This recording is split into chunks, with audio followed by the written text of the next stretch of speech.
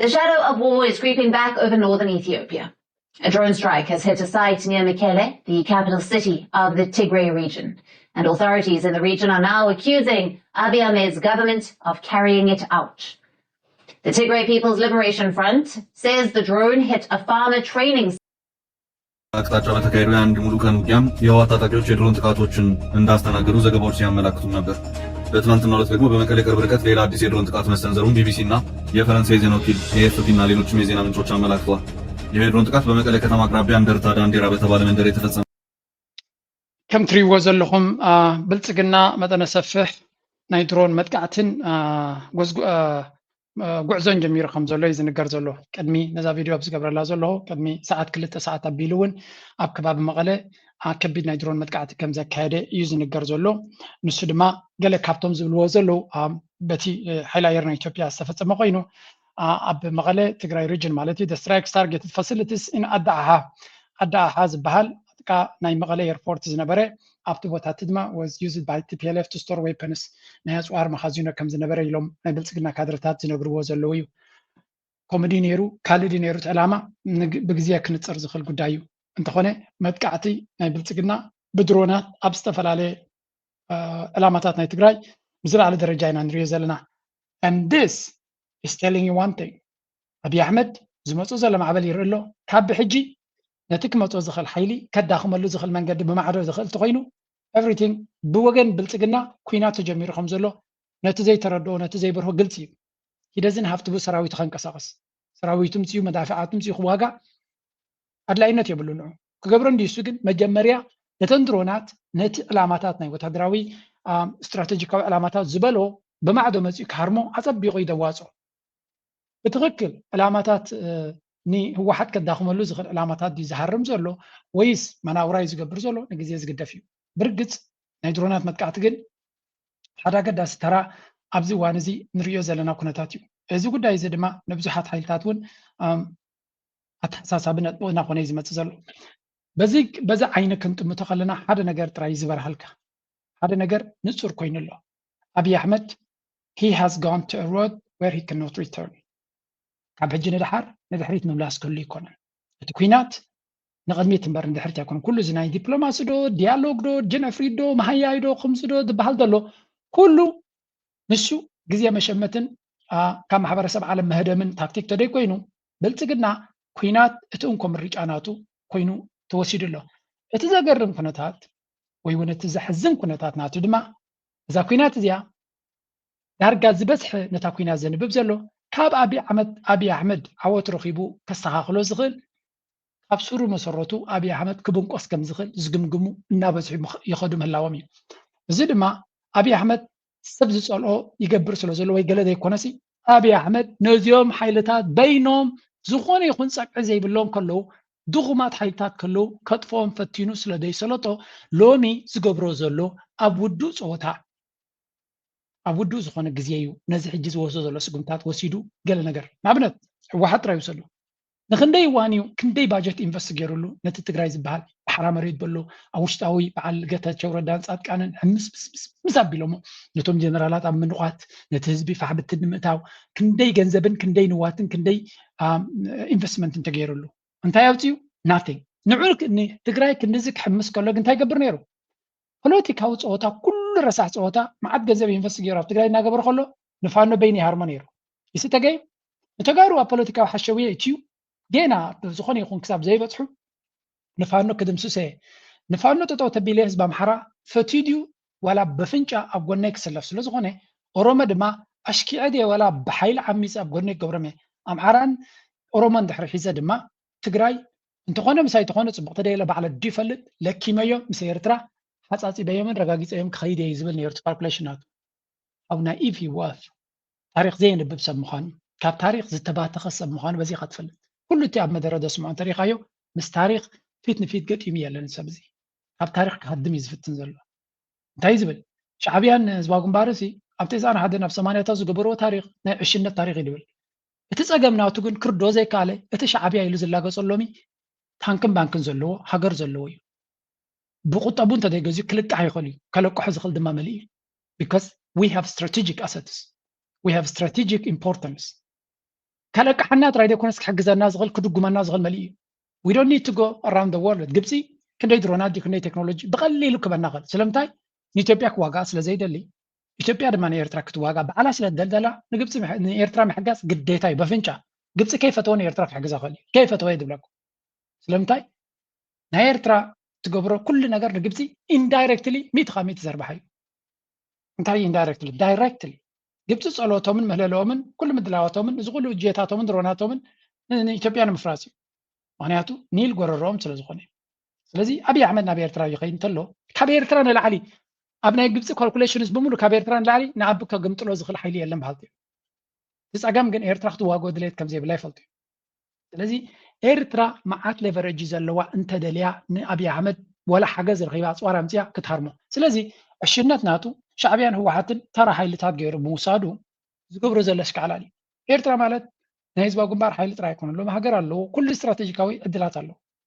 ከማን እሱ ዘድልየ ይመስለኒ ሻዕብያ ክሪኦ ከሎ ሓንቲ ጥይት ውና ባብ ክትኩስ ይደሊ የለን ስለምታይ ንአቢ ብጠጠው ክበልዕዎ ዝኽእሉ ሓይልታት ኣብ ውሽጡ ስለ ዘለዉ ንዓታቶም ኦርጋናይዝ ምግባር ጥራይ ዘድልዮ and ሻዕብያ is doing this ናይ ብሓቂ ብዝለዓለ ርቀት ይገብሮ ከም ዘሎ ኢና ንርኢ ስለዚ እዚ ሕጂ ንሪኦ ዘለና ኩነታት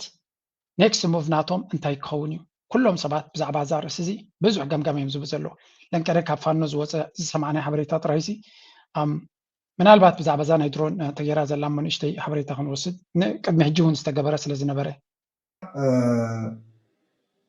ድሕሪ ሰዓት ካብ ሰዓት 10 ዘሎ ኣጋጢሙ ነይሩ ማለት እዩ ኣብዚ ጉዳይ እዚ ብደንብ ክሪኦ ዝግበአና እቶም ባንዳታት ብሓደ ገፅ ኣብ ልዕሊ ሰራዊት ትግራይ ኣብቶም ባዕሎም ኣብቶም ተጋደልቲ ኣብ ዕጥቆም ኣብ ስነ ልቦንኦም ዓብዪ ጉድኣት ከም ዝበፅሐ ሰራዊት ትግራይ ይሰዓር ከም ዘሎ ትግራይ ትሰዓር ከም ዘላ መሲሎም ክዕልሉ ርኢና ኣለና ዝሮዝሮ እቲ ረንጀር ዝተኸደነት ሚሊተሪ ክዳን ዝተኸደነ ትግራዋ እዩ ወዲ ትግራይ እዩ ነታ ትግራይ ዓድና ዝብልዋ ብሂወቶም እውን ዝነብሩላ ሞይቶም ዝቕበሩላ ዓዶም ተደብዲባን ተቐቲላን ኢሎም እዮም ዝሕጎስ ዘለዉ ዝሮዝሮ ካብ ባድራ ካሊእ ጥጢ ዝግበር ኣይኮነን ግን እቲ ሓደ እዚ እዩ ነይሩ እቲ ካልኣይ ንሪኦ ዘለና ሰራዊት ትግራይ እሽብ ግንባርስ ብምፀገም የብሉን ግን እሞ መቐለ ከዓ እውን ዲዳ ፀረ ድሮን ዘይብሉ ፀረ ድሮን ኣለና ዝበሃል ነበረ ዳኣ ንምንታይ እዩ መከላኸሊ ናይ ፀረ ነፈርቲ የለን ድዩ ትግራይ ንምንታይ እያ መልሲ ዘይትህብ ስለዚ ምስ ኢልና ኢና እምበር ንድሕናን ነከላኸለሉ ነገር የለን ድዩ ዝብል ልክዕ ህዝቢ ትግራይ ከምኡ ዝሓትት ከም ዘሎ ሰራዊት ትግራይ ከምኡ ዝሓትት ከም ዘሎ ስለዚ ትግራይ ነዚ ኩነታት ናይ ብልፅግና ከምዘይትምክቶ ብልፅግና ዝበሃል ስርዓት ከምዘይሰዓር ሓያል ከም ዝኾነ ብፍላይ ብመንገዲ ናይ ሓይሊ ኣየር ዘይሰዓርን ዘይትንከፍን ስርዓት ከም ዝኾነ ስለዚ ህዝቢ ትግራይ ክሰዓር ከም ዝኸውን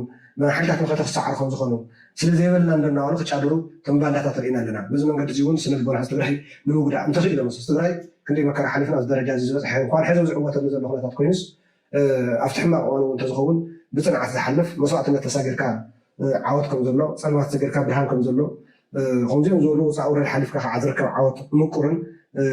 ዘላቅን ከም ዝኾነ ዝኣምን ህዝቢ እዩ ግን በዚ መንገዲ እዚኡ ኣብ ርሕቁን ኣቀራርባ ዘሎ ህዝቢ ትግራይን ደጋፊ ቃልሲ ህዝቢ ትግራይን ከደናግሩን ከጨናንቁን ብዝተወደበ መንገዲ ክዘምትሉ ርኢና ሰዓት 4 ከባቢ ድሮን ኣብ ወረዳ እንደርታ ዞባ ምብራቅ ወረዳ እንደርታ ጣብያ ቀዳማዊ ወያነ ዝበሃል ኣብ ዘሎ ናይ መሰልጠን ሓረስቶት ውሽጢ ብመረዳእታ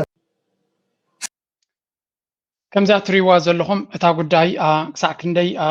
ኣብ ፖለቲካ ናይ ትግራይ ኣገዳሲ ተራ ይፃወት ከም ዘሎን ኣብዪ ኣሕመድ ዝገብሮ ዘሎ ውሳነታት ኣብዚ ሕጂ እዋን ድማ ነቲ ህዝቢ ትግራይ መሊሱ ሓሪኑ ናብ ቃልሱ ኣትኪሉ ንክዋጋእ ዕድል ይፈጥረሉ ከም ዘሎ ኢና ንርኢ ዘለና እዚ is going to be at the highest level ኣብቲ ዝለዓለ ደረጃ በፂሑ ንብልፅግና ንምብንቋር መሰረት ክኸውን ይኽእል ዶ ንግዜ ክንገድፎ ንኽእል ኢና ባት ኣብዪ ኣሕመድ ኣብዚያ ደረጃ እዚያ ግልፂ ዝኾነ ኣዋጅ ኩናት ሒዙ ይኸይድ ከም ዘሎ ግን ማንም ዝጠራጠር የለን everybody agrees that ኣብዪ ኣሕመድ is ready for a bigger war ስለዚ ካብ ሕጂ ንድሓር ኣብዪ ኣሕመድ ዝኾነ ይኹን ምሽፍፋን ዘይብሉ ግልፂ ዝኾነ ናይ ኩናት ኣዋጅ ገይሩ ከም ዘሎ ኩሉ ሰብ ተረዲእዎ ኣሎ ናው ኣብዪ ኣሕመድ ዘለዎ ብድሆታትን ዘለዎ ፀገማትን ክንርኢ ክንፍትን ሓደ ካብኡ እዚ ናይ ዩኒቲ ስምረት ኣብ ልዕሊ ሓይልታት ዝግበር ዘሎ እዩ መጀመርያቶም ብልፅግናን ህውተታናቶምን እስከስምዑለይ አሁን የኢትዮጵያን ብሔራዊ ጥቅም የሚገዳደሩ የሚመስላቸው ኃይላት ደግሞ በጋራ ሲቆሙ ታያቸዋለህ።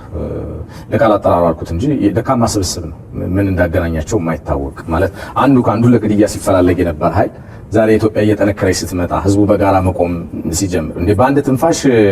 54 ሚሊዮን ህዝብ ወጥቶ ድምጽ የሚሰጥበት ሀገር ላይ በአንድ ትንፋሽ ጥሪ በቢሊዮን የሚቆጠር ችግኝ የሚተክል ሚሊዮን የሆነ ህዝብ የሚወጣ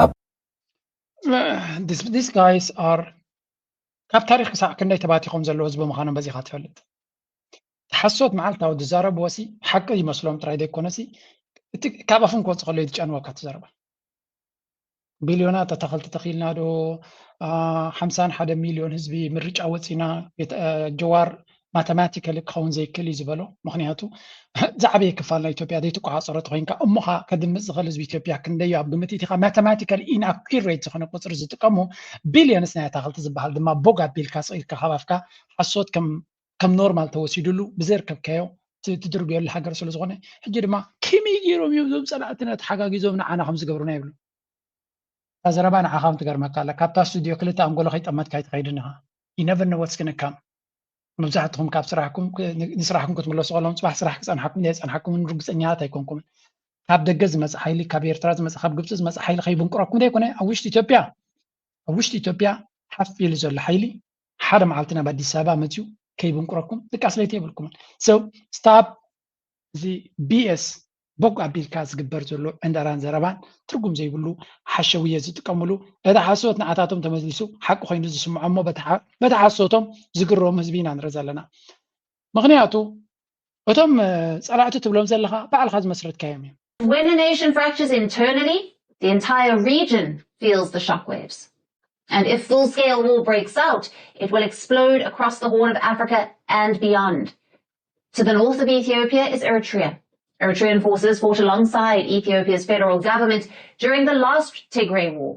But today, Addis Ababa has accused the Asmara of cooperating with the TPLF. Eritrea has rejected those accusations.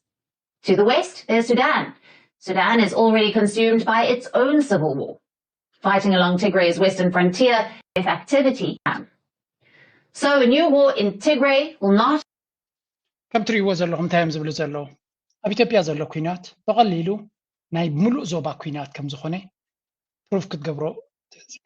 ክትገብሮ ቀሊል እዩ እናበሉ እዮም ዛረቡ ዘለዉ መጀመርያ ኢትዮጵያ ውሽጣዊ ኩናታታ ክትቋፀር ስለዘይትኽእል ዘላ ናብ ኤርትራ ገፃ ከተዝጉራ እያ ትፍትን ዘላ ኣካል ናቱ ድማ ፋኖ ይኹን ህወሓት ኤርትራ እያ ትሕግዙ ዘላ ዝብል ምክንያት ኣለዎም ኤርትራ ድማ ዝኾነ ይኹን ጭብጢ ስለዘይብልኩም ኪኖ ሓሶት ካልእ ትርጉም የለን ንሕግዝ ንህሉ ኤርትራ ክትሕግዝ ትህሉ ትኽእል እያ በት where is the proof you have any proof ጭጥለካ ዶ ኪኖታ ሓንቲ መኪና ኣፅዋር ሒዛ ክትከይድ ረኺብና ኢልካ ባዕልካ ዝገበርካ ድራማ do you have any practical proof ኤርትራ ትሕግዝ ከም ዘላ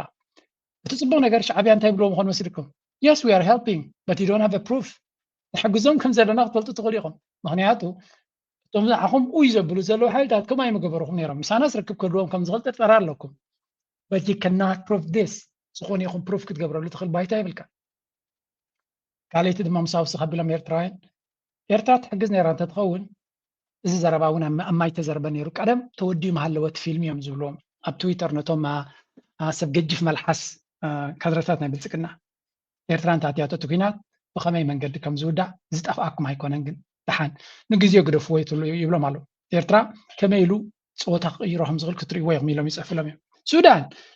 ሱዳን ዕድላ ፅበ ዘላ ብልፅግና ክብንቋር ጥራዮም ዝደልዩ ዘለዉ ስለምንታይ ብልፅግና ብብንቋር ማለት ንሱዳን ኣዝዩ ወሳኒ ስጉምቲ እዩ ምክንያቱ ዳዕመ ሰሪዕ ኣብ ከቢድ ፈተናን ወጥሩን ስለ ዘሎ ዳዕመ ሰሪዕ ክወድቕ እንድሕር ኮይኑ መጀመርያ ኢትዮጵያ ብልፅግና ካብቲ ቦታ ካብ ሱሩ ክምንቋስ ክኽእል ኣለዎ there is this development right now ዳዕመ ሰሪዕ at record level ኮላፕስ ይገብር ከም ዘሎ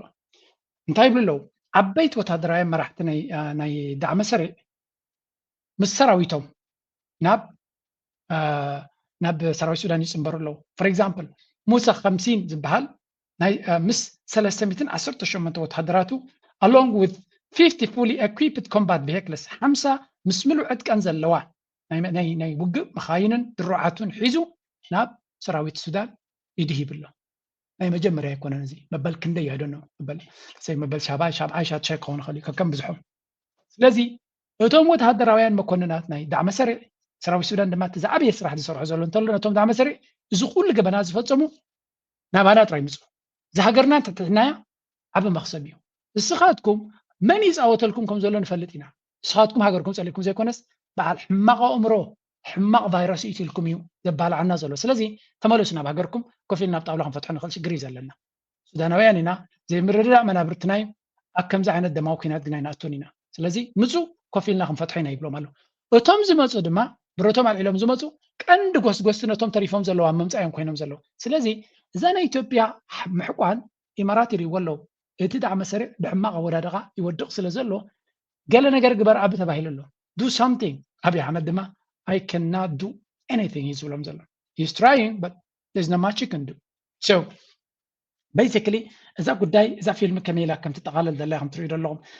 كم زي عينت فليت فيلمون ريناين فلتنا it's going to be very interesting نزي قداي زي تخطات الكا نقوله كما مزاجو كان أساس لكم يعني فتن زلنا سلزي نايزي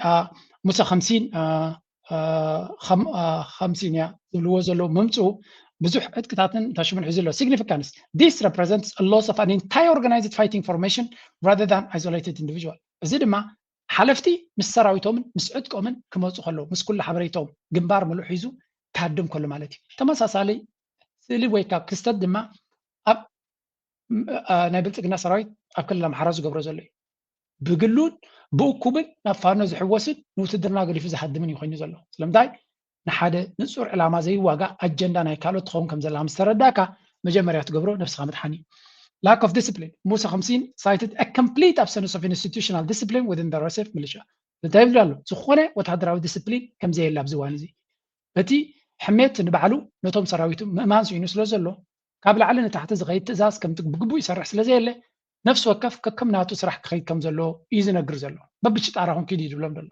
لذي تي كونتات كسع كني فعيلوهم كم زلو يزنقر نأبي عمل سراويتو نمعد مسير كونتات يقتي مو زلو national unity he stated his group's commitment in defending Sudan's stability and unity alongside the national army توم سراويت كم زلو وانت يبلالو توم 300 قال زخون سراويتو مسعدكم مس كلهم بغتا كعرفوا دا يكونوس كم زلو غانتا غيروم ني سودان نمكل خالك صرحوا مخانوم يزنقر زلو which is very important in Sudan ابزوان زي لذي every resource is important in Sudan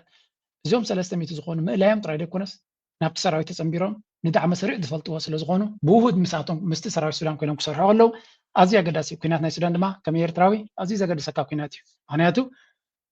كينو السودان نابانا زت أمتا تارجي سلزلو سلزي official welcome Sudanese border guard commander Colonel محمد صالح يونس welcome them نزياتهم بقبو تقبلهم نابت سقباء بوتا integrate نمقبار زقباء انتاشمي يقبروا لهم كم زلو يزنقر زلو previous high level deflection كنت محجي أول ربعته النور أحمد أدم زبهال النور الجوبا زبلوا عبي مكوننا ناي دعم مسير ناب السودان تحوي سنيرو دحريو أورحي عمشته فيلد كوماندر علي رزق الله زبال علي سافانا زبلوا متيبوم نير ورح شوعات دما multiple collective groups with dozens of vehicles سلازي إذن ريوزلنا بتتقاقامي زنقاتم زولو كستة سلزغوني these are very very important developments and we are going to give a big attention نزي جنريون سمعون زلنا قداي أنا إسكا زرع كونتات كم زي كونينا نرزلنا نغطل كابزي غطيلنا نتي Horn of Africa. And that makes this crisis different from سلازي أبزي كونتات كم ريادلنا نابي أحمد كفنكلو استفل عليه حيلتات بستفل عليه منقدي organized كوينو مالون بلالنا كلاتهم دما هذا مغنيات هذا reason هذا motivation يزلوهم بالتقدنا دما نعون كغير زخوني يخون تبقوا سي جبريلا now let's listen to قالك هابتي كونتات بتكباب زبهال زلو መንግስት በአማራ ክልል ኦልሞስት ሙሉ በሙሉ ኮላፕስ አድርጓል። ብልጽግና በአማራ ክልል ኦልሞስት ሙሉ በሙሉ አለው ለማለት ቹቹ አለባቸው የሚባለው ሰውዬ ጎንደር መጽሐፍ አስመረኩኝ ያለ ዜና ያሰራል። ቹቹ አለባቸው ማለት ከእንትና ጋር ስልካችን ሀክ ተደረገ ያለ ነው። ታየ ደንዳ ለምንድን ነው ከጠላት ጋር የምታወራው አለኝ ያለው ታስታውሳላችሁ ብዬ ነው። ስልክ ከማን ጋር ቹቹ እኮ ጠላታችን ከቹቹ ጋር የተነጋገርከው ቹቹማ የኛ ፓርቲ አይደል እንዴ ብልጽግና አይደል እንዴ ምን ማለት ነው የጠላት እንዴት ብሎ ነው ቹቹ አለባቸው የኔ ጠላት ነው ኤኒዌይ ወይ የቹቹ ቴሌፎን ነው ሀክ እንታይም ዝብል ዘሎ ብልጽግና ኣብ ክልል ኣምሓራ ሕማቅ ስዕረት ይገጥሞ ከም ዘሎ እዩ ዝነግር ዘሎ ስታሊን and it doesn't surprise anybody ምክንያቱ ዝኸዶ ዘሎ ኩነታት ብብዙሕ መንገዲ ናብ ሓደ ጉድጓድ ጥራይ ዝወስዶ ዘሎ እዩ ዝበሃል ዘሎ ስለዚ I think the whole system ኣብዚ ዋን እዚ እቲ ፋኖ ዝበሃል በፂሕዎ ዘሎ ደረጃ ምስቶም ካልኦት ሓይልታት ኮይኑ ዝገብሮ ዘሎ ከቢድ ዝኾነ ፈተና እዩ ኮይንዎ ዘሎ ገለ ካብቲ ክልል ኣምሓራ ዝወፅእ ዘሎ ሓበሬታ እውን ክበኩም እየ So strategy pretended to support Fano while secretly taking PP money to attack TPLF and prevent Amhara Tigray cooperation. ብዙሓት ኣለዉ በዓል ደመቀ ዘውዱ ገለ ዝበሃሉ ማለት እዩ ከመይ ገይሮም ነቲ ኩነታት ከበላሽው ይፍትኑ ከም ዘለዉ ብፍላይ ብዙሓት ሚድያታት እውን ዝረኣይዎ ዘለዉ ኣብ መንጎ ትግራይን ፋኖን ዝግበር ዝምድና ንምፍራስ ከቢድ ዝኾነ ስራሕ ይስራሕ ዘሎ they are doing everything ኣምሓራ ምስ ትግራይ እንድሕር ልፍንቲ ፈጢሩ ድሮ እቲ ልፍንቲ ተወዲዱ ኣሎ እንድዩ ምክንያቱ ናይቲ ወታደራዊ መራሒ ዘሎ ዘመነ ካሴ ናይ ፋኖ ንሱ ድማ ንናይ ፈረንሳ ሚድያ ከም ዝገለፆ we are united ዕላማና ሓደ እዩ ፀላኢና እውን ሓደ እዩ ዘለና ፍልልያት ካብቲ ንክልቴና ክድምስስ ዝፅዕር ዘሎ ፀላኢ ኣይዓብን እዩ ኢሉ ክልቴና ድማ ኣብ ጣውላ ክንፈትሖ ንኽእል ኢና ምክንያቱ እቲ ዘለና ፍልሊ ኢሉ ክላገፀልና ዝፍትን ዘሎ ንክልቴና ምሰጥፈ ንክልቴና ክቦ ከም ዘይኮነ ፈሊጥና ኣለና እዩ that's why ትግራይን ኣምሓራን ኮፍ ኢሎም ትግራይን ህወሓትን ወይ ከዓ TDF-ን ፋኖን ብሓደ ክሰርሑ ዘለዎ ንክልቲኦም ኣጥፊዩ ጥራይ ኢዶም ክሰዶም ምዃኑ ንሃገራቶም ንክልላቶም ጥራዮም ክሰዶም ምዃኑ እቲ ብልፅግና ፅቡቅ ጌራ ኣብርሂሎም ኣሎ ኣምሓራን ትግራይን ንኣብን ብልፅግና እንተደይስዒሮ እሞ they will never have any power not ኣብ ኣዲስ ኣበባ not in their regions ስለዚ እቲ ጉዳይ ኣዝዩ ንጹር ዝኾነ ኣካይዳ ዝግበር ዘሎ ኢንፋክት ፋኖ ቀንዲ ዕላሙ ኣብ ኣዲስ ኣበባ ኸይዱ ስልጣን ክሕዝ ኣብ 4 ኪሎ ድሕሪ ክንደይ ዓመታት ንመጀመርያ ኣብ ስልጣን መፅኡ ዕላማታቱ ከሳልጥ እዩ ዝደሊ ዘሎ ኣብዪ ኣሕመድ ድማ ነታ ግደፎ ነታ 4 ኪሎ ነታ ኣዲስ ኣበባ ዝበሃል ንካልእ ከባቢ ምዃኑ እዩ ዝሕሰብ ዘሎ what exactly is he trying to do ከሰብዚ ከስማዓኩም እየ እቲ ዘለዎም ፀገም መወዳእታ የብሉን እንመለከት ምናልባት የመጨረሻው የውሳኔ ሐሳብ የተባሉ ነገሮች ሊገለጹ ይችላሉ እነዚህ የውሳኔ ሐሳቦች በዋናነት አዲስ አበባ ላይ ያጠነጠነው ውዝግብን ፈጥሯል ያ ውዝግብ ግን አሁን በኦህዴድ ብልጽግና ፍላጎት ሊጠናቀቅ እንደሚችል እየተነገረ ይገኛል ተቃውሞ እየቀረበ ነው ብዙዎች ድምጻቸውን እያሰሙ ነው የብልጽግና ምንጣፍ ጎታች የሆኑ አጃቢ ፓርቲዎች ሳይቀር ነው ተቃውሟቸውን እየገለጹ የሚገኙት የኢትዮጵያ ሰብአዊ መብቶች ጉባኤም ዛሬ ባወጣው መግለጫ ሂደቱን ክፉኛ ተችቶታል የኢትዮጵያ ኣብዚ ዋን እዚ ሓደ ዘረባ ብዝያዳ ጎሊሑ ክረአይና ንርኢ ንሰምዕን ዘለና እንታይ እዮም ዝብሉ ዘሎ መሲልኩም እቲ ኣብ ዝገብሮ ዝነበረ ዝርርብ ዝበሃል ወይ እውን ዲቤት ኢሉ አንቂድዎ ዝነበረ እንታይ ኣጋጢሞ እዮም ዝብሉ ዘለዉ ኣዲስ ኣበባ ናይ ኦሮሞ ምዃና ኣነፂሩ ኣሎ እቲ ዲስካሽን ድማ ልክዕ ከምዚ ሓውስ ዝተነስነሰሉ ኮይኑ ኣዲስ ኣበባ ኮይኑ ተሪፉ ናፃ ክፍለ ሃገር ኮይኑ ንኩሉ እቲ ሃገር ዘገልግል ክኸውን ዝግብኦ ይግደስ ኣዲስ ኣበባ ጂኦግራፊካል ኣብ ክልል ኦሮሚያ ስለ ዘሎ ኣካል ናይ ኦሮሞያ ስለዚ ካልኡኩም ድለዩ ክንደይ ግዜ እውን ነጊሮሞም እዮም ኣዲስ ኣበባ ፊንፊነ ናይ ኦሮሞያ ስለዚ ኣብኡ ዘሎ ኩሉ ኢንፍራስትራክቸር ይኹን ኩሉ ነገር ናይ ኦሮሞ እዩ ንስኻትኩም ኣብ ካልኡኩም ወስበሉ ኢልዎም ካብዚ ንላዕሊ ቁማር ክትበላዕ ኣይትኽእልን ኢኻ ብፍላይ ናምሓሮ ማለት እዩ ተጋሩ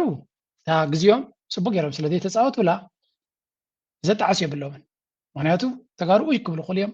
ፍሉይ ወርቃዊ ዕድል ተዋሂቦም እዩ they could have built their own thing ሓያል ነገራት ገይሮም እዮም ግን ህዝቢ ትግራይ ኣንፃር ረብሑ እዮም ዝብሉ ኣብ ትግራይ ዝኸደሉ ዝነበርኩ ሽዑ ላይክ እቲ ኣቢ ምስ መፀ ንመጀመርያ ሽዑ እዩ ብጉያ መቐለ ወይ እውን ትግራይ ብዙሕ ተጋሩ ካብ ሙሉእ ኢትዮጵያ ዝነበረ ሃብቶም ብዝተፈላለየ መንገድቶም ንፍዕ ዝበሉ ጎቲቶም ኣምፅኦም ኩናት ከዓ ሃሲቦም እንደገና እምበር ዳርጋ ትግራይ ዝተረስዐት ክልል እያ ነይራ ባህልቲኦም ተጋሩ ኢህኣደግ ንትግራይ ረሲዑ ኣብ ካሊእ ዘማዕብል ነይሩ ይብሉ ነይሮም ካብኡ ናብኡ ግን ደሓን ዝኾነ ኢንፍራስትራክቸር እውን ተሃኒፁ ክትብል ትኽእል ኢኻ ብግምጣሉ ኣምሓራ እዚ ዕድል እዚ ኣይረኸቡን ኢህኣደግ ንኣብነት ወይ እውን እቲ ናይ ህወሓት ሓይሊ ንኣምሓራ ብፍሉይ ንድኽነት ኣጋሊፅዋ እዮም ዝብሉ እቶም ኣምሓራ ማለት ማለት እዩ ኦሮሞ ድማ መፂኡ ነቲ ተረፈ ፀጋታት ሙሉእ ንኦሮምያ ወሲድዋ ስለዚ ትግራይ እቲ ክልል ኣምሓራ ዝበሃል ጠቕላላይ ተረሲዑ ዘሎ ክሳብ ሕጂ ዝዝክሮ ሰብ ኣይረኸበን ዝብል ሕዱር ዝኾነ ቃንዛ እዩ ዘለዎም እቶም ናይ ኣምሓራ ቃልስን ናይ ፋኖን ስለዚ ኤኒቲንግ ባት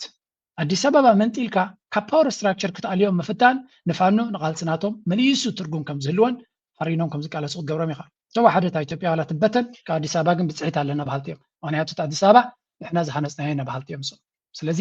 በዚ ዓይነት ዲቤት ዝተሓንቀ ሃገር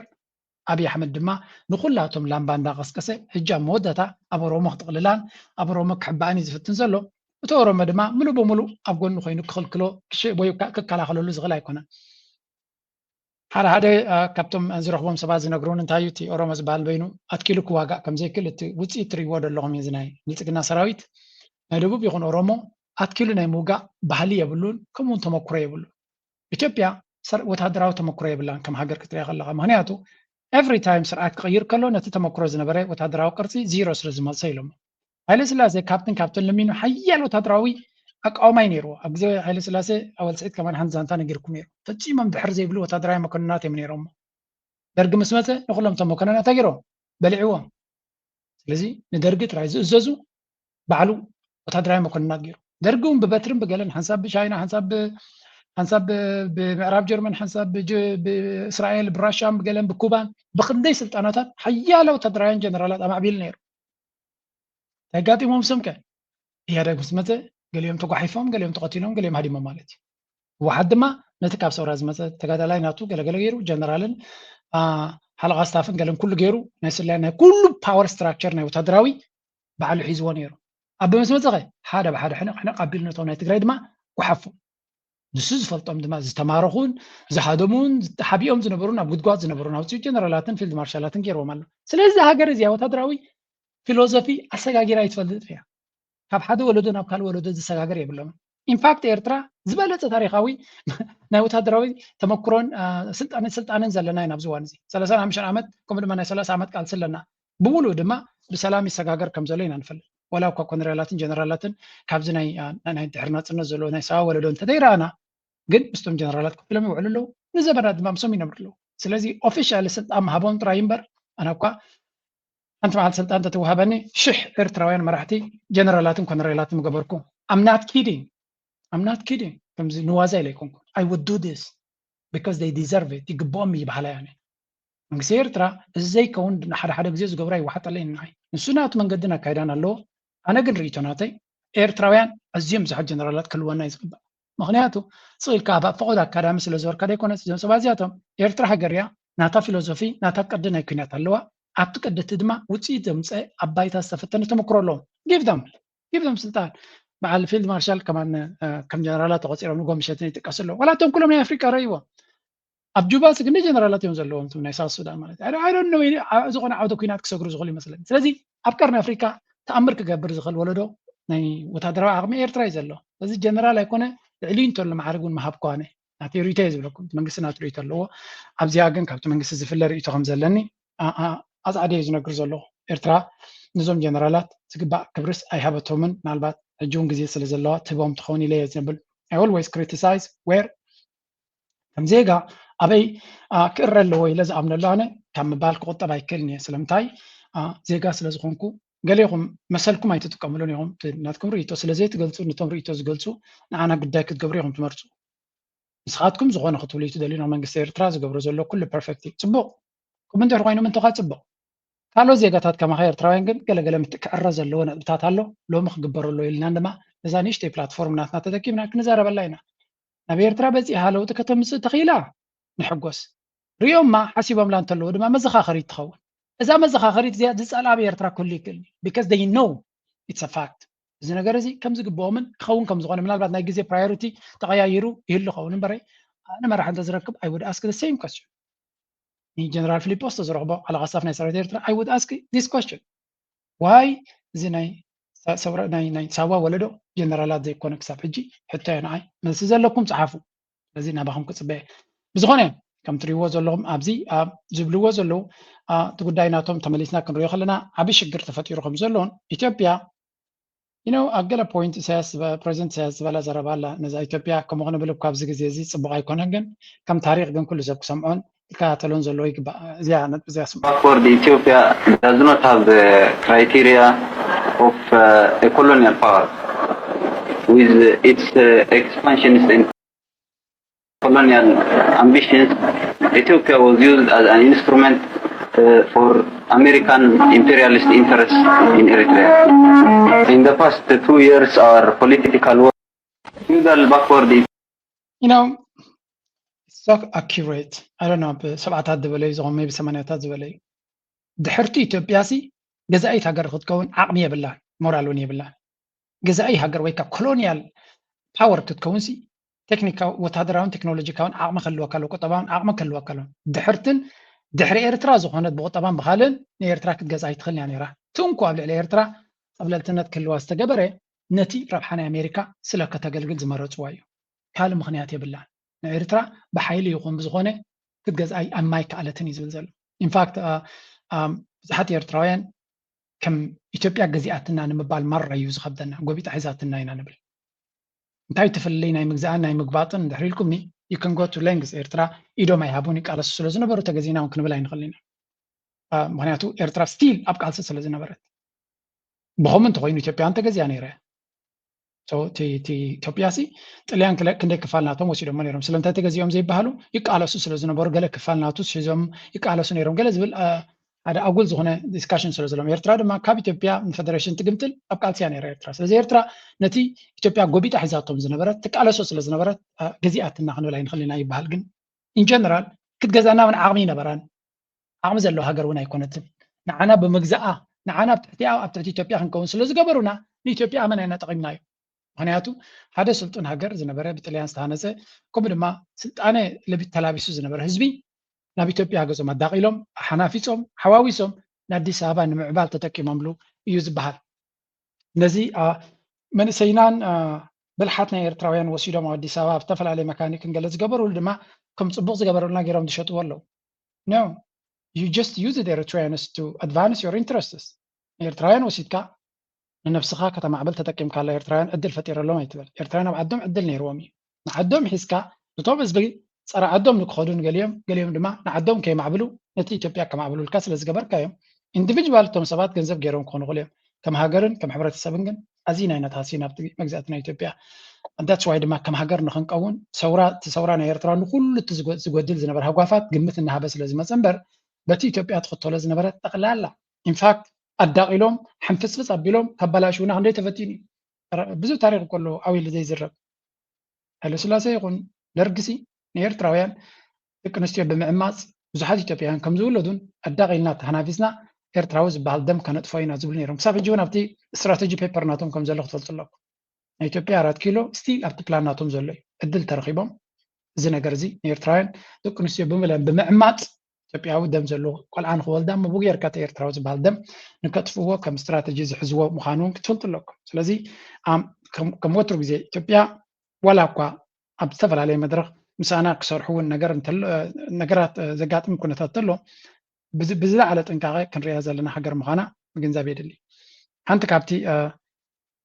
ኣርእስቲ ከይወፃና ናይቲ ዞባና እውን ትንክፍ ከነብሎ ስለ ዘለና there is always this story from Saudia. Again, in West Asia, the Houthis have made striking claims about their confrontation with Saudi Arabia. They say during the West Asia conflict, their forces have attacked Saudi oil tankers, blocked dozens of ships from using regional waterways, and targeted Saudi military positions. The claim comes as tensions between the Iran-backed proxy group Houthis and Saudi Arabia continues to rise. According to reports, Houthi spokesperson claimed that the group had launched attacks on ሑቲ ንስዑድያ ሸሸይ ኢልላ ከም ዘሎ ጥራይ ዝነገር ዘሎ ተደጋጋሚ ብዙሕ ግዜ ታንከራት ናቶም ይሃርመሎም ኣሎ ናይ ነዳዲ ቦታኦም ይሃርም ኣሎ ወደባት ናቶም ይሃርም ኣሎ ኣገደስ ዕላማታት ዝበሎም ድማ ይሃርሞም ኣሎ ንስዑድያ ድማ ኣብ ብዙሕ ነገር ክንዓቕ ዘይክል ፀገም ፈጢሩሎም ኣሎ ምናልባት ስዑድያ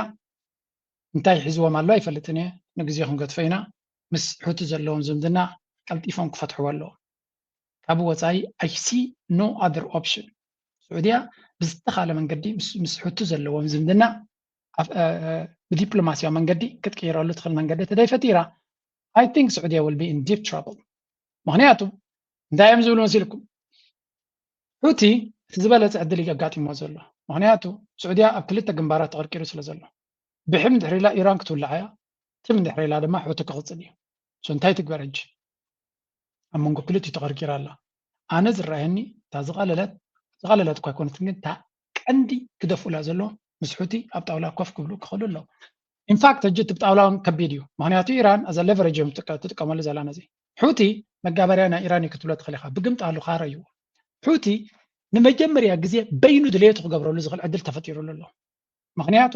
ዓይን ኣሜሪካን እስራኤልን ኣብ መን ኣሎ ኣብ ኢራን ሰላም ተትኾነ ሑቲ ዝቑልዕ ዕድል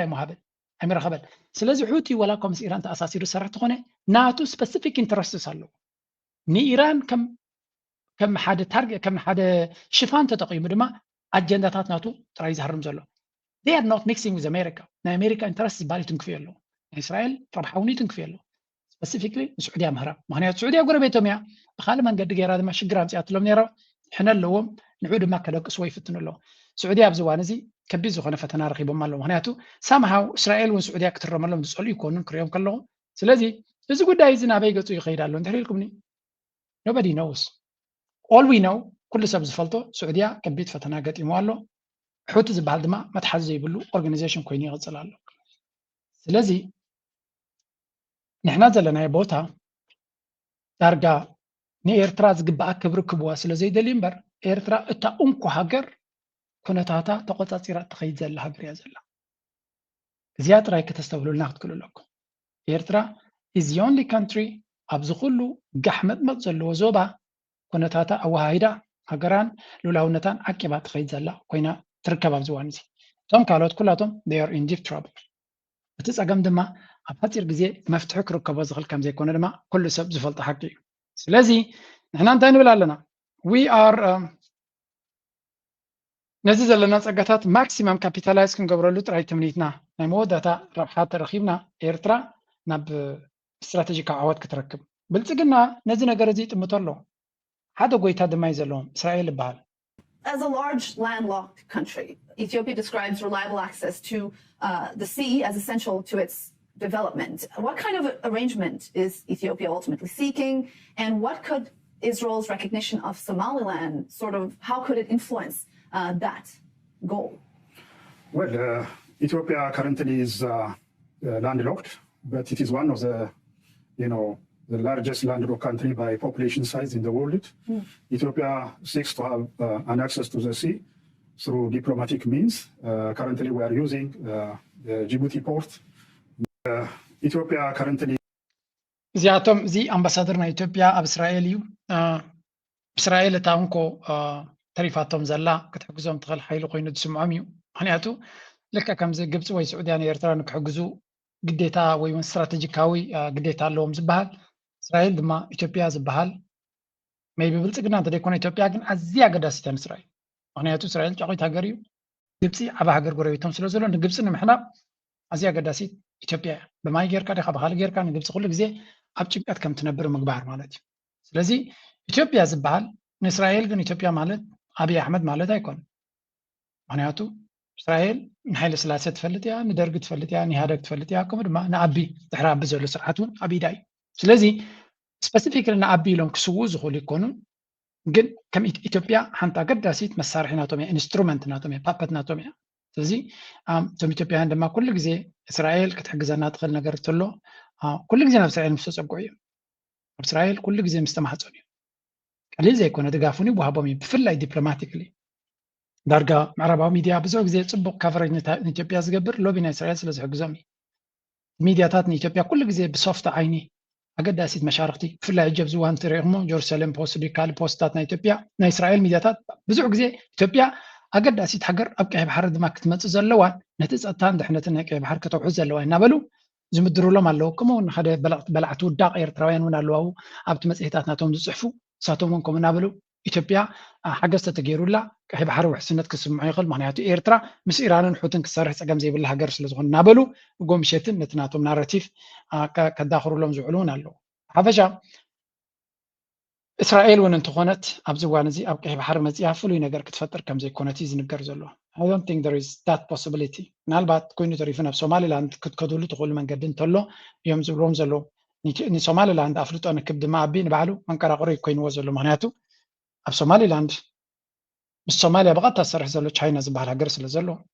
ቻይና ድማ እቲ ሶማሊላንድ ዝበሃል ምስ ታይዋን ዝምድና ኣለዎ ስለዚ ኢትዮጵያ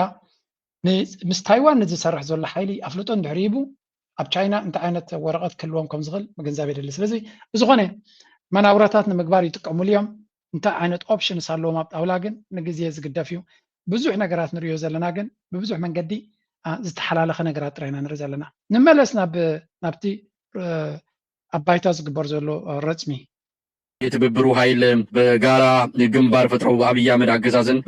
በየአቅጣጫው ጥቃት መሰንዘር ሲጀምሩ ነገሮች የሚገለበጡበትና ምናልባትም የኢትዮጵያ አጠቃላይ ሁኔታ እነዚህን አውደ ግንባሮችና አውደ ውጊያዎች ተከትሎ አዲስ ነገር ሊታይ እንደሚችል ነው ከወዲሁ የተገለጸ የሚገኘው። አርበኛ ዘመነ ካሴ የአፋብን ሊቀመንበር ለአንድ የውጭ ጋዜጣ እንደገለጸውም ፋኖ አንድነቱን አጠናክሯል፣ ከሌሎች ኃይሎች ጋርም እንደዚሁ በትብብር በመስራት የኢትዮጵያ ሕዝብን ነጻ ለማውጣት መዘጋጀቱን የጠቀሰበትን ቃለ መጠይቅ እንደዚሁ አይተናል። የፋኖ ግዛት ወይም የፋኖ መንግስት በሚል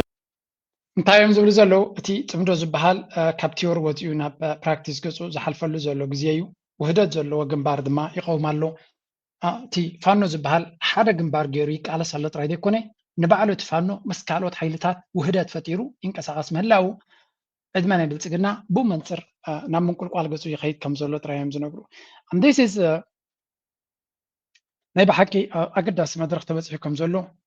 ተደጋጋሚ ይትግለጽ ዘሎ እዚ ውህደት ሕጂ ተፈጢሩ ዘሎ ነቲ ዘሎ ብድሆ ኣብ ክንደይ ግዜ ይዛዝሞ ይኸውን ድሕሪ ኢልኩምኒ I don't know ይመልስናተይ but all I know ኣብይ ኣሕመድ forever ወይ እውን ድመፅእ 5 ዓመት መራሒ ኮይኑ ክቕፅል ኢልካ ክትዛረብ ድርቅና ኮይኑ ይስማዓኒ። ምክንያቱ እቲ ኣብ ባይታ ንሪኦ ዘለና ኢቨንትስ ወይ ከዓ ፍፃመታት እንድሕር ክድምሮም ጀሚርካ ዕድመ ናይ ኣብይ ኣሕመድ ኤክስትራኦርዲነሪ ኢቨንት ሓደ ፍልይ ዝበለ ክስተት ተፈጢሩ ነዚ መድረክ እዚ ክቀያይር ዝኽእል እንተደይ ኮይኑ ክልተ ድሮናት ተኪሱ ኣብ መቐለ ወይ እውን ኣብቲ ከምዚ ሃሪሙ ኢሉ ዕድመ ናይ ኣብይ ኣሕመድ ክናዋሕ ይኽእል ዝብል የለን። ስለዚ ፋኖ ፎርስስ ኢን ኣምሃራ moved from scattered units to single እዚ ካብ ትፍልልይ ናብ እኩብ ሓይሊ ኪኑ ድማ ስትራቴጂክ ኣላያንስ እቲ ውህደት ዝፈጠረ ወይ እውን ሓበራዊ ግንባር ዘቆመ ፋኖ ካብኡ ሓሊፉ ዩናይትድ ፍሮንት ሓበራዊ ግንባር ድማ ይቆም ኣሎ መስማን ምስ ዕጡቃት ሓይልታት ኣብ ዓፋር ዘለው እጎጉሙ ዝበሃሉ ናይ ትግራይ TDF ቤንሻንጉል ጉሙዝ ከምኡ ድማ ናይ ሶማሊ ሪጅን እዚ ድማ ኩላቶም ቶም ብረቶም ኣልዒሎም ምስ ኣብ ዝቃለስ ዘለው ኣብቲ መስመራት እዮም ኣለዉ ሰሚሮም ኣለዉ። Global recognition. The movement is gaining significant international media attention. Example, reports of Fanos administration. ስለዚ እዚ ድማ ብዓለም ደረጃ እውን ኣቓልቦ እናረኸበ ይኸይድ ኣሎ። ምክንያቱ ስምረት ሓይሊ ስለ ዝበካ ፖለቲካውን ወታደራውን ሓይሊ እዩ ዝበካ። The army is described as psychologically defeated. ናይ ብልፅግና ሰራዊት ድማ ብስነ ኣእምሮ ዝተዳኸመ ሰራዊት ምዃኑን ቀጻሊ ድማ ወታደራት ብረቶምን ንብረቶምን ገዲፎም ዝሃድሙ ዘለው ኢና ንርኢ። Panic tactics. The government is recalling retired generals and converting police forces into frontline combatants. ብልፅግና ካብ ምሕር ፍሽለት ዝገጥሞ ዘሎ ጥሮታ ከይዶም ዝነበሩ ተጣይሶም ዝነበሩ ወታደራዊ መኮንናት ይመልስ ኣሎ። ንፖሊስ ድማ ብጀነራላት ከም ዝመሓደሩ እሞ ፖሊስ ናብ ወታደር ተቐይሩ ናብ ግንባር ክኸድሉ ዝኽእሉ መንገዲ ይፈጥር ከም ዘሎ እዩ ዝበሃል ዘሎ። ከምኡውን ብቁልጡፍ ሰፊሕ ዝኾነ ግፋ እናካየደ ሰራዊት ናብ ውትድርና ንምእታው ሃርደምደም ይብል ከም ዘሎ እዩ ዝንገር። ንዘበናት ዓሊመዮም ኢልካ ትጃሃረሎም ዝነበርካ ተደየት ሒኖምካ ብሸበድበት ዝዓለምካዮም ልክዕ ከምቲ ኣብ ግዜ I heard this story ኣብ ግዜ I don't know 88 ዲባላ ገለ ሓረስቶት ደቂ ኣምሓራ ካብ ግራቶም ወሲዱ ደርጊ ኣስኪሩ ገለ ዝመስሉ ናብ ኤርትራ ኣብ ገለ ምፅእዎም ኣሎ ዝብል ዛንታ ሰምዐ ነይረ። ከም ትፈልጡ መልዋ ናይ መወዳእታ ኣቕሊ ፅበት ናይ ደርጊ ናይ መንግስቱ ሃይለማርያም ዝነበረ እዩ። the same story እቲ ታሪክ እኮ ሓደ ብሓደ ይድገም ዘሎ ልክዕ ፎቶኮፒ ናይቲ ዝሓለፈ ታሪክ ዝመስል እኳ እዩ ዝድገም ዘሎ ኣብ ዝዋን ሶ ኩሉ እቲ ንሪኦ ዘለና ኩነታት ድማ ናብቲ ሓደ ዓይነት ፍፃመ ዝነበረ ናብኡ ትንኮ ትፍልልይ ትሽዑ ህወሓት ነይሩ ሎሚ ከዓ ብዙሓት ካልኦት ሓይልታት ኮይኖም ኣለዉ። ንኤርትራ ግን it's a similar story unfolding ጁን ተመሳሳሊ ዛንታ ይድገም ከም ዘሎ ኢና ንርኢ ዘለና። መወዳእታ ናቱ እንታይ ክኾነልና እንተወሓደ ካብ 91 ክሳብ 97 ዝነበረ መድረክ ምስ ጎረባብትና ክፍጠረልና ኢና ንደሊ። ግን ኣብዚ እዋን እዚ ዝኣክል ተመክሮ ጌርና ስለ ዘለና ዝያዳ ኣብ ዓድና ተኲርና ቆጠባና ንሰማይ ነደይበሉ ግዜ ክፍጠረልና ንደሊ። ገለገለ ክኢላታት ኤርትራውያን ዝብልዎ ዘለዎ ንምሳ ተሓሒዝና ክንሪኦ። ሰቂሉ ተዓዛቢ ኮይኑ ዝፀንሕ ድሓር ኩናት ምስ ተበገሰ ተበገስ ድሕሪ ውዕል ፕሪቶርያ ትግጭት ኩናት ደው እውን ኢሉ ነይሩ። መንግስቲ ብልፅግናን ክልላዊ መንግስቲ ትግራይን ዝነበረ ርክብ ዳርጋ ሙሉእ ብሙሉእ ተበቲኹ ክበሃል ይከኣል። ቅድሚ ሕጂ ንህወሓት ብምኹናን ነቲ ውዕል ፕሪቶርያ መንግስቲ ብልፅግና ዳርጋ ከም ዘዳኸሞ ዝፍለጥ እዩ። ህወሓት እውን ንባዕሉ ኣብ ስልጣን ኣምፂኡ እቲ ውዕል ፕሪቶርያ እውን ከም ዝሞተ ገሊፁ እዩ። ሕጂ أحمد عايز قبل زل عزوان كبانون حيزبتي بتيك درانون يقبل بتيك أنا دبلوماسي صحتون يسرح وزح من قد تجاي إنسان ولا كلها ولهم أنزل ما يزيدون يتخلف سنة تناي درون طاعت يقصر له مالت إلا وزغنا وق جميرو إلا وزغنا مالت كدمي إسخان حمشن أمناي شررينا أم سلام تكلم طاعت اسم كل حملة كل مو نتوانا كنا يتفعل جني درون طاعت نفس سما متي حزقن هذا زلما مدنا زلو نجار له بكسول كان توقعها سولنا في السملكة موتونا تلامدك كله نجرونا تلامدك ما خد عينته هذه زختلم زلو استراتيجية لمالت أنا بحفشة أبي أحمد كوينات صنيعي ولا وجع خارج جمر صنيعي ملاش بتقرأيه زي زبال ملاش زي وحاو زلو أفتنا شررينا زنبرت ترحيو سراويت كم كتنك كلخان زنبرت ترحيو سراويت كم كتنك كلخان خالم بل أو خالي تمسك برزلو تقاطات ولا ما تستفد سمن حزر ما أمن دلتا ناف جبار نايم ناي جبار من نوع مسألة الجبار أبو جزر ويمتكات بس مزلو زي أبي حمد بقلي قلق الأكلات نايم بتلي تجار خوين بس أبي حمد تسلفو ما راح تيجي خند للأيو واحد اللي يتخير ربي خمسة خجور ربي قلق الناولو أبي حمد مسراوي تكون تسقون أبي حمد مس الحزب يكون تسقون ناولو زفت قولو ناريشين ويكمل تثرخات اليوم أبي حمد كم يكون أبي حمد قدايو مس دبرتين ويمس منجرينو ودبرتين زبال أكل سلطانكم انتو بس نزقونه ويسلطانو تنحن حبس بحكون أبي حمد بمسرط بشرون يتجاوز على أي يو يفضلتي مخياتو كم فنت ورزقنا علامات زلوا والسبون وهداتي ما بتقراي this guy has been like this for let's say كندي يجروا له مسلاكم كل التعامد بوحدو كابتم قداموت نصر زخونه علامه أبتي بلصقنا قبل اللي تقراي زلوا نصر زخونه علامه حيزو زغوسغوسيو ولا بلاتفورم نص زلوا بزحكم زبل مرقص اب زي نبرلو تدغاغامي ጉዳይ ናይ ትግራይ سيرترا تعرقو نيرتراوያን ስለልፈቱ ወይ ውን ዘጋጠመ ታሪክ ንምሕሳስ ዘይኮነ እንተዋሓደ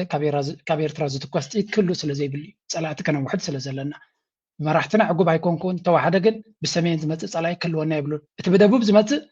ቅድሚ ኤርትራ ጀሚሩን ከጥፋና ኢሉ ዝተበገሰይ ሕጂ ውን መልእኽቲ ዕላማ ናውታይ ቀየረን ኣሎ ብሰሜን ዘሎ ግን ተደሊና ናብ ፈታዊ ክንቅይሮ ንኽእል ኢና ስለዚ እታ ምርጫ ብኢድና ዘለና በለ ዝጎስጎሰ እዩ ክሳብ ሕጂ ድማ ቀንዲ ዘረባናቱ ብልፅግና ትግራይ ሕማቅ ዕላማ ዘለዎ እዩ ኩሉ እቲ ዝገብሮ ዘሎ መንገዲ ድማ ትግራይ ንድምሳስ እዩ ዝብል ተልእኮ ዘለዎ ኣብዚ እዋን እዚ ግን ንፅሩ ስለዝኾነ ድሮ ብዙሕ መልእኽትታት ይርኢ ኣለኹ ናብ ትግራይ ናብ መቐለ ዝገበረ መጥቃዕቲ ንብዙሓት ሰባት ኣሰንቢዱ ከም ዘለዎን ግደ ሓቂ ግን ነቶም ካብ ዓቢ ፅቡቕ ነገር ዓቢ ዕምባባ ሒዙ መፅዩ ነቲ ሃገር ነቲ ክልል ከማዕብሎ እዩ ዝብልዎ ዝነበሩ ኣብ ብንታዋይ ምዃኑን ከመይ ምዃኑን ፅቡቕ ገይሩ ዘርእዮም ዘሎ ስለዚ ካብ ዓቢ ዝመፅእ ነገር ፅቡቕ ከምዘየለ ኢንፋክት ነዚ ትሪእዎ ዘለኹም በኸላስ እንታይ መፍትሒ ናይ ሃገር ሒዙ ዝመፅእ ምንዲ ድመስሎም ዘሎ ብግምጣሉ ንሱ ዝምልሶ ዘሎ ንዑ ዝሓትዎ ዘሎ ኣይኮነን ዝገርመና ነ ዓቢ ክሳዕ ክንደይ ኣብ ዲፕሎማሲ ዚሮ ምዃኑ ጥሪኻ ትፈልጥ ሂ ቲንክስ እዞም ሰባት እዚኣቶም ንፖለቲካ ናይ ኤርትራ ክፀልዎ ዝኽእሉ መሲልዎም ኣሎ ላይክ ኣብ ሂወቱ ሓደ ሰብ ዲስፕሊን ክህልዎ ኣለዎ ባህላ ያኒ if you cannot even control what you eat you cannot control a country or manage a country መጀመርያ ኣነ ኩሉ ግዜ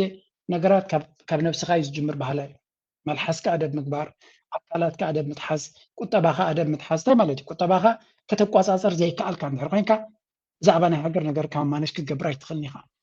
ገዛኻ እንተወሓደ ጥዕናኻ ክትቋፃፀር ዘይትኽእል ኮይንካ ንሃገር ክትቋፃፀር ኣይትኽእልን ኢኻ ንሃገር ከተጥዕና ኣይትኽእልን ኢኻ መጀመርያ ነፍስኻ ከተጥዕና ኣለካ ነፍስኻ ምድሓን ድማ ብጥዕናኻ ብቁጠባኻ ብስነ ኣእምሮኻ ብኩሉ ነገር ክኸውን ይኽእል እዩ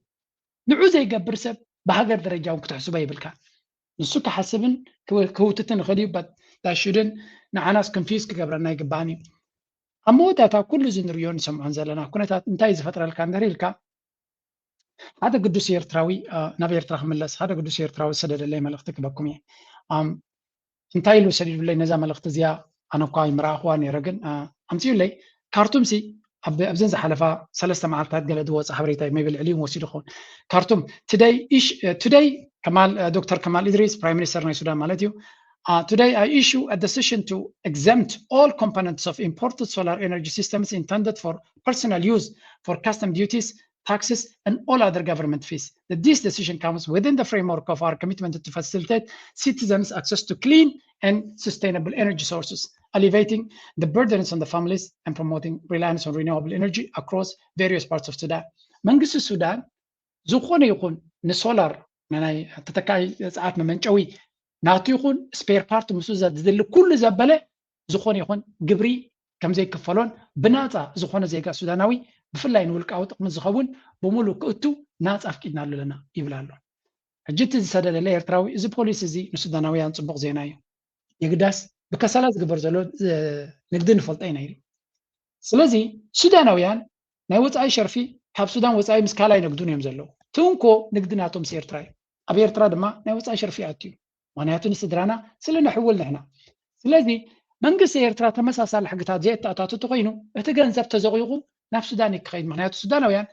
ብግብረ ሰናይ ኣይኮነን ዝህቡና ብክልተ ቅርሺ ዝገዝዋ ብ6 ቅርሺ እዮም ክሸጡልና ኩነታትና ንሪኦ 6 ቅርሺ መክሰብ ማለት እዩ ዋጋ 2 ቅርሺ ብ6 ቅርሺ ኤርትራዊ ዝገዝኣ እንተሎ መን እዩ ዝኸስብ ዘሎ መን እዩ ዝረብሕ ዘሎ ቁጠባ መን እዩ ዝዓቢ ዘሎ ንሱዳን እዩ ዝዓቢ ስለዚ ኤርትራ ነዚ ኩነታት እዚ ስቕ ኢላ ምርኣያ ኢንዳይሬክትሊ ንኸስር ምህላውና ክርዳኣና ኣለዎ ስለዚ ምናልባት መንግስቲ ኤርትራ ዘይሰምዖ እንተኮይኑ ነዚ ሓበሬታ እዚኣ እውን ኣብፅሓሎ ምክንያቱ እቲ ኮንትሮባንዳ መሊሱ ክሰፍይ እዩ ምክንያቱ ብዝሓሰረ ዋጋ ብዘይ ታሪፍ ይእትዎ እንተለዉ እቲ ዋጋ ኣብ ኤርትራ ዝሽየጥ ንኣብነት ብሕጋዊ መንገዲ ኣብ ኤርትራ ሶላር ዝእትዉ ሰባት ክህልው ክእሉ እዮም ግብሪ ከፊሎም ገለመለ ማለት እዩ ከመይ ገይሮም እዞም ናይ ሱዳን ክወዳደሩ እዮም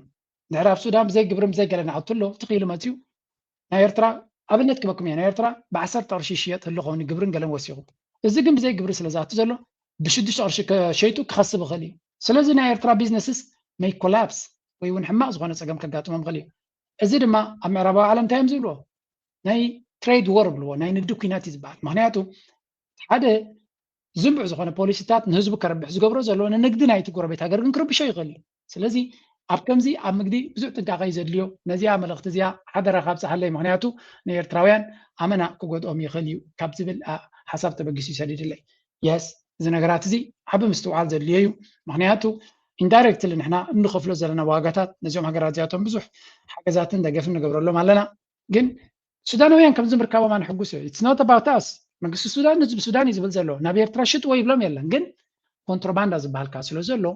እቲ ጉዳይ ኩሉ ግዜ ናይ ዶብ ንግዲ እንተሎ ፅቡቕ ንግዲ ወይ እውን ንክልቴኻ ዘረብሕ ንግዲ ጥራይ ኣይኮነ ዘይሕጋዊ ንግዲ ስለ ዝኾነ እንታይ ዝፈጥር ኢምባላንስ እዩ ዝፈጥር ነቲ ሕጊ ተኸቲሉ ኣብ ኤርትራ ብዓቕሙ ክዋሳእ ንዝደሊ እዚ ብፍኒስትራ ዝመፅእ ወይ እውን ዶብ ሰጊሩ ዝመፅእ ንግዲ ካብ ጥቕሚ ወፃኢ ዝገብሮ ንዑ ስለዚ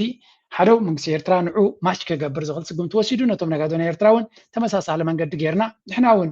ዶሚኔት ክንገብረሉ ንኽእል መንገዲ ምፍጣር ኣዘማ ተረፋክት ኣነ መንግስቲ ኤርትራ ዓለቕ ክገብር ከማን ዝደሊ ሶሪ ከመይ ክብል ከለኹ ገርመኩም ይኽእል እዩ ኣብ ቀርኒ ኣፍሪካ ብሕጊ ምፅዋት ኣይዋፀና ንሕና ተጎዲና ኢና ዘለና ኣብ ታሕተዋይ ደረጃ እንተለካ ሕግታት ካንስል ኢኻ ክትገብሮም ዘለካ ስለምንታይ ኣብቲ ከባቢኻ ድሌትካ ክትፃወት ክትክእል ኣለካ ክሳብ ተረክብ ምስ ርከብካ ሽዑ ናብቲ ሕጊ ፕሌይ ፊልድ ትመፅእ ማለት እዩ ንሕና ተጎዲና ከለና መዓት ፖሊሲታት እንተለና ኮይኑ ክንነግድ ኣይንኽእል ኢና ማለት እዩ ምክንያቱ ለተይ ናይ ኤሮፓ ሎጂክ ክነግረኩም ተርጀሙ ኣለዎም ስዊስን ኤሮፓ ሕብረትን ንሪኦም ኣለና ኣብ ኤሮፓ ሕብረት ዝኣቱ ሕጊ ብግዲ ኣብ ስዊስ ክኣቱ ይገድድዎ እዮም እንተደየለ ናይ ስዊስ ካምፓኒታት ኣብ ኤሮፓ ሕብረት ክረብሓ እየን እንታይ ማለት እዩ እዚ ሕጊ ከተታታቱ ከለካ ነቶም መሻርክትካ ድማ ነዚ ሕጊ እዚ ከተግብሩ ክትነግሮም ክትክእል ኣለካ እንተዘየለቶም መሻርክትካ ኣብ ካልእ ሃገራት ዝመፁ ዘለዉ ኣድቫንቴጅ ስለ ዘለዎም ኣብ ልዕሊኻ ፀብለልትነት ክህልዎም እዩ ኣብ ንግዲ ድማ እዚኣቶም ኣገደስቲ እዩ ስለዚ ኣይሆፕ መንግስቲ ኤርትራ ነዚኦም ከምዚኦም ዓይነት ነገራት ብዙሕ ግዜ እዮም ዘጋጥሙ ኣብቶም ጎረባብትና ነዚ ኩነታት እዚ ተገንዚቡ ሓደው ነቲ ኤርትራውን ነጋዲ እውን ናፃ ግደፎ ድሕሪ ከምኡ ኮይኑ ድሕሪ ሳቶም ንሱዳን ስለምንታይ ከምኡ ጌርኩም ክንብሎም ኣይንኽእል ኢና ነቲ ናይ ዶብ ንግዲ ድማ ጠጠው ከነብል ኣይንኽእል ኢና ስለዚ ኤርትራ እንታይ ክትገብር ዘለዋ ነቶም ነጋዲ ኤርትራ እውን ክትፍንዎም ኣለዋ ምክንያቱ እቲ ፕሌይን ፊልድ እቲ ሜዳሲ ንኩልካ ማዕረግ ክኸውን ኣለዎ እንተደየለ ኤርትራዊ ኣብ ሃገሩ ክጉዳኣሉ ዝኽእል በቲ ንግዲ ካብ ጎረቤት ዝመፅእ ክኸውን የብሉን እዚኣ ዝያዳ ጥንቃቐ ዘድልያ እያ ናብ ኤርትራ ዘቕንዐት ክትከውን ትኽእል እያ ዋላ እኳ ፅቡቕ ዝምድና እንተለና ኢሉ እዩ ነጊሩኒ ንስኻትኩም እውን ናትኩም ርእቶ ወስኹላ ብሓፈሻ ቀርኒ ኣፍሪካ ንኤርትራውያን ብብዙሕ መንገዲ ብቁጠባ ብፖለቲካ ብማሕበረሰባዊ ህይወት ብኩሉ ኩነታት እዩ ዝፀልወና ንሕና ኣብዚ ሕጂ ዘለናዮ መድረክ እንወስዶም ስጉምትታት ድማ ንመፃኢ ናይ ኤርትራ ወሰንቲ እዮም ክኾኑ ኩሉ ግዜ እቲ ንህበኩም ዘለና ሓበሬታ ኣብዚ እቲ መበገሲ ናቱ ካብ ፅቡቕ ሓሳብ ንኤርትራ ንምርባሕ ኢልና ኤርትራ እውን ኤርትራን ክትረብሓሉ ትኽእል ኢልና ንብገስ እምበር ንመንግስቲ ኤርትራ ንምድኻብ ንመንግስቲ ኤርትራ ንምንቃፍ ናተይ መደብነምታ ኣብዚ እዋን እዚኣ ክርዳእኩም ኤርትራ ኣብዚ እዋን እዚ ኣብ ኣዝዩ ኣገዳሲ መድረክ ከም ዘላ ክንኣምን ኣለና ማለት እዚ ኤርትራ ኣብዚ ከባቢና ከቢድ ዝኾነ ኩነታት የጋጥም ስለ ዘሎ ንኤርትራ ተሓልየላ ተኮይንካ ኣብዚያ እዋን እዚኣ ኣብ ሓድነት ኤርትራውያን ለቅሲ ክንጅምር የብልካ መንግስቲ ኤርትራ ፍተው ኣብዚ እዋን እዚ ከቢድ ኩነታት ኣብ ቀርኒ ኣፍሪካ ዘሎ ንሕና ኣብ ፅቡቅ ኩነታት ኣለና ስለዚ we don't have to እንታይ ብለኩም ፀኒ ዶክተር ሳምሶን ኤርትራ ፀገም ኣለዋ እዩ ግን ካብኡ ዝገድድ ግን ኣሎ ካብዚ ዝኸፍ እንታይ ከመፀና ንብል ኢና በቋራጭ ዘረባ ግን ከምኡ ይኮነን ካብኡ ዝገድድ ክመፀና ኸእል ኢና ኤርትራ ብፍላይ ሓድና ብገዞም ከም ንተሓራረት ገብሩና ኸእል እዮም ዓብትን ኢልና ንሓዋሩ ከም ሃገር ከም ዘይንቆም ክገብሩና ኸእል እዮም ሃገር ኣላትና ባንዴራ ኣለና ታሪክ ኣለና ንቕፅል ኣለና ኢና ብዙሕ ድሌታትና ኣይበፅሓና ኣለና ግን እንተወሓደ ሃገርና ሒዝና ኣለና ጎዲልና ዘሎ ቀስ ኢልና ክንበፅሖ ንኽእል ኢና ሃገርና ግን ሕሊፍና ክንብ የብልናን ሓድነትና ክንርብሽ የብልናን እቲ ዝጎድለና ድማ ብሃናፅ መንገዲ ነቲ ሃገርካ ሓደጋ ከየእተኻ ንህዝብካ ኣብ ሓደጋ ከየእተኻ ክትገብረሉን ክትግዝግዘሉን ትኽእል ኢኻ ተቃዋማይ ኩን ደገፋይ ሓድነት ኤርትራውያን ከገድሰካ ይግባእ ሓድነት ዘለዎ ህዝቢ ንኩሉ ብድሆታቱ ክሰግሮ ይኽእል ሓድነት እንተደይብልካ ግን ሓደ ፅርግያ ሃንፅ ሓደ ድማ ነቲ ዝተሃነፀ ፅርግያ ብዶዘር ገይሩ ይረግፆ ቢካዝ ኣብ ህልኽ ንሓተትካ ዚሮ ሳም ጌም ስለ ትፃወት ክሳራ እዩ ዝበዝሕ እናበልና ናይ ሎም ኣርሰብ ዝኽንወዲና ላይክ ግበሩ ርእይቶኹምን ሓሳብኩምን ግደፉ ከም ወትሩ ናትኩም ደገፍ ነዚ ቻነል ይዕብዮ ወይ እውን የደግሶ ቴንክ ዩ ቨሪ ማች ይቃልስና ኣድካም ግብዞታት ደዲህናዮ ከድና ኮንቲ ወራራቶም ብትብዓት መኪትና ንኹም ረሓፃውን ሓመድ ቀየርና ጀምር ቃልሲ ኤርትራዊ ዛዓት ልዕሊ ኩሉ ሴራ ሓድነት ጀምር ገድሊ ኤርትራዊ